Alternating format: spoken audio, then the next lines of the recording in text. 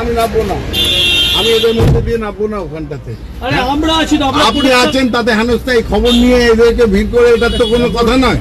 আমি সেই জন্য আমি নামবো না, মিডিয়ার মধ্যে দিয়ে আমি নামবো না। জোর করবেন না, আপনি ফার্স্ট ফ্লোরে যান, গিয়ে আপনি ছবি তুলে দেখে নিয়ে আসুন। কোনটা আমি জানবো কি করে? একদম লেখা আছে নাম, না লেখা আছে নাম, জয়প্রকাশ মজুমদার লেখা আছে। আমি নামবো না, না দাদা আপনি জোর করতে পারেন আমাকে, আমি নামবো না, কারণ এই পরিবেশে আমি নামবো না।